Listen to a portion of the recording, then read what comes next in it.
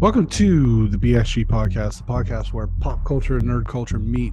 You think it's just going to be barbecue sauce? Because if you actually read those books, it's just gobbledygook. I really think clothes should be mandatory.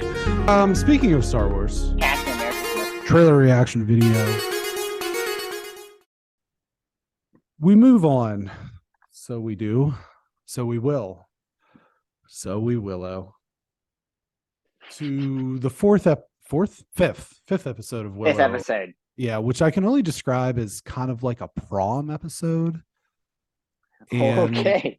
Yep. we go to the wild woods, and the team is captured by the Bone Reavers, and we learn that Jade is the sister, long lost, of the Bone Reaver leader, and the daughter of the Bone Reaver captain who Mad Mardigan, who is Kit's father, killed in the movie.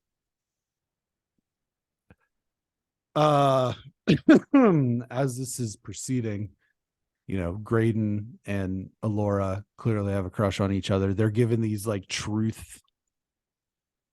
They look like oysters with like, yeah, I don't know what in them, like eyeballs or sushis or something, but they make you truthful. And so Kit and Jade express their true love for one another. And the Boorman Jack Sparrow thing is just getting weirder and weirder how close it is at this point. Because this was essentially the scene where Jack Sparrow goes into the pub on Tortuga and sees the one woman and she slaps him in the face. And he says, I don't think I deserve that one. And then the next one slaps him in the face and he said, I did deserve that one. I deserve one. Yeah. And that was basically Boorman's story this episode. Willow and Graydon get some quality time, and we see the little, like the really little people, the brownies or whatever they're called. And then at the end of the episode, as Kit and Jade are about to smooch, trolls come and take them away. But there was much dancing and laughing and singing. So it was very prom episode, I felt like. Or like a homecoming dance. You said prom, or I was thinking like summer camp. Yeah. So I like yours. I like yours better. I will say like I was thinking summer camp. I think prom's better. Boorman is my guy. Like I do like Boorman. Yeah. I will say though, yeah, I will say I was definitely wrong in thinking like the show was going to be like the best of those three. I mean, it's not as bad as, and I will always say, I was definitely wrong. This show is better than The Rings of Power because it exists and isn't The Rings of Power, so it wasn't tough. Definitely not better than House of the Dragon. House of the Dragon. Yeah. Definitely not better than that. Definitely not better than that. I just don't care about Kit so much. Like the level of anything that happens with her or when she tries to be like I just don't care. So that's whatever. Graydon is fine with me, except that he is just Flash from Spider-Man with a little bit less douchiness, basically. Maybe. I mean, he's still, very like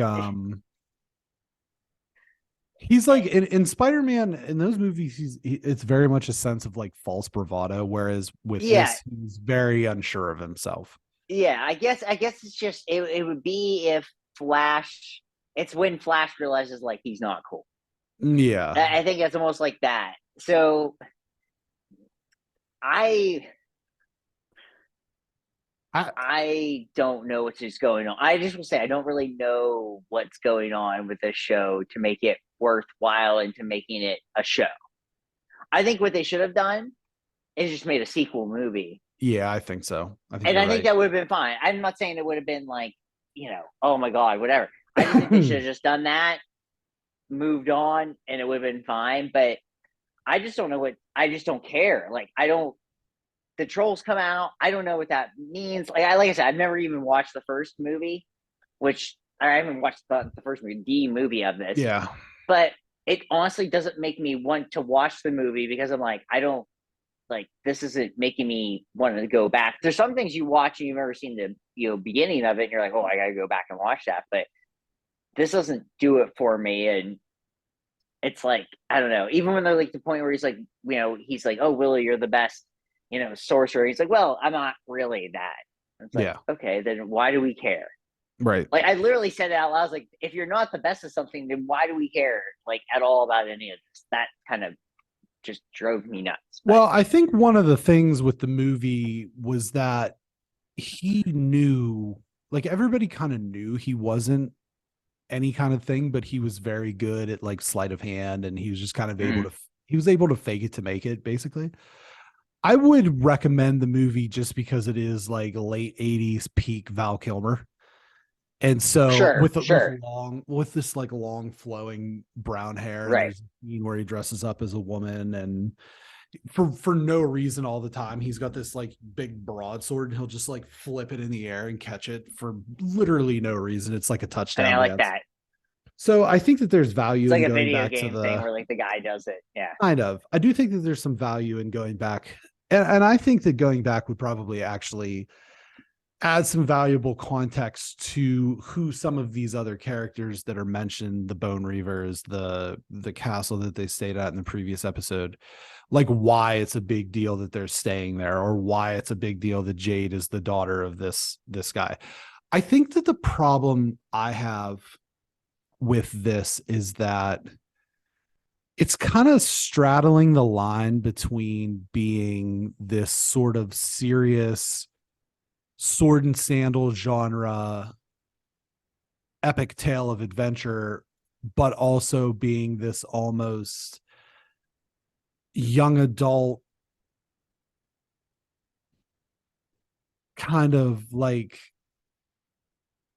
a young adult version of Lord of the Rings. You know what I mean? It's like, you're not going to read, like, you're not going to hand a 13-year-old A Song of Ice and Fire and say, here, read this. It's really good. You're going to hand them Harry Potter. You know what I mean? And that's not a knock against Harry Potter or, the sort of young adult fantasy genre, Rick Riordan and some of those other authors. Because there's the sense that I have, it's like, it's really cool when they use like current music. They did the whole Black Hole Sun thing at the end of, I think it was the 4th episode. And that was really cool. And how that played out. And we had talked about that, and I meant to bring it up, but they play around with this like contemporary music that doesn't fit in this sort of genre or landscape, and it makes it really cool. But I also think that gives it that kind of like young adult reader, teen slant. And agreed. Honestly, it was the feeling of that made me check out on National Treasure right now, because I know that that's the same vibe, and I just can't watch 2 shows like that right now. And I'll watch National Treasure because I love those movies and I love history and I love like the whole treasure hunt feel. And we might have been better served to watch that in general, but I think you said it best last week, where it's like, this show doesn't know what it is. And I think that it is very much that this show has an identity crisis. Whereas, the movie wasn't like that. The movie was George Lucas, the same way Indiana Jones and Star Wars are George Lucas. It was George Lucas fantasy. It was directed by Ron Howard. And so it did have that more of a, high fantasy, but taking ourselves pretty seriously vibe to it in a different, the same way that the original Star Wars or the original Indiana Jones films did. And I just think that this is like caught between trying to stay faithful to the original source material with being this sort of a little bit more serious sword and sandal vehicle, but also, okay, we're really gearing this towards teenagers. So how do we link them in? We'll put a girl romance in. We'll make Boorman, generic Jack Sparrow. We'll like use these cuts of this different music, and that'll draw that audience in. And I don't have a problem with that, but if that's the vibe you're going for, go the whole way. on that, right, in that yep. direction, rather than this sort of, at times where it is more serious and it is more, I don't want to say adult, but more mature. And so that's Right. where I think it struggles, is you have these characters who want to have these mature relationships like Jade and Kit. And then, but there's also this sort of like, Kit is so just incredibly immature with her decision making and her thinking as far as the Allura character goes. And so it's just, I just think that that's the biggest issue, is this show has like an identity crisis. And I think that you're 100% right with, they could have made an hour and 45-minute follow-up movie to this, slapped it on Disney Plus, not even release it in theaters, just slap it on Disney Plus, Yep. bring in something for the hardcore fans of this movie from back in the day and the people who love George Lucas and his properties and stuff like that, and call it a day. Whereas, because I can't imagine that this is doing well, like critically, or amongst fans, because it's just like, at the very best, it's just kind of average. Right. And even the original movie, I'm looking on RT right now, but 31% audience score, 85% tomato score. That doesn't make sense. Yeah. And see, but here's what I'll tell you, is the film, 53% critical, 79% audience. Right. So it's it's a reverse. But anyway, I just I feel very much watching this of like, okay, when is the part where we get to the point? Yep. Like, what? Why are we caring? Yeah, where is the part where we get to the point? And because it just feels so, like I said, it feels so young adult Lord of the Rings. It's like we have this meandering quest. We have to hit all the geographics. There's mountains, there's a creepy old castle. Now we're in the Wild Woods, which is, what an original name. And then we're going to go across the Shattered Sea and all this stuff. It's like, okay, we have this party where there's like a fencer, and like Willow's the great sorcerer, and Boorman's kind of the dumb and tough, and Jade is the more like ninja type, and then Graydon's just kind of like whatever job the bitch is, like that's what he's like a bard. I even think I'm thinking of something else. I was like, doesn't he even say he plays the lute? But that's actually from the Dungeons and Dragons movie with Chris Pine that's coming out, which I know you're probably really excited for, and opening night, midnight showing for you on Dungeons and Dragons with Chris Pine. Yeah, I already got my tickets. Yeah, paper tickets ready to go. I feel like you're so invested in this genre at this point, you just can't get enough. I heard actually, give me more shields and swords. Yeah, I heard through the grapevine you were considering starting your own D&D game. Starting one, continuing that from last season. Oh, okay. We take a little season break for the holidays, but okay. Are you the dungeon master, or is someone else? No, I'm the guy that puts things around people's necks.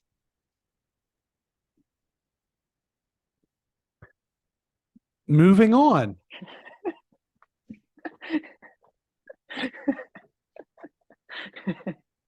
Moving on.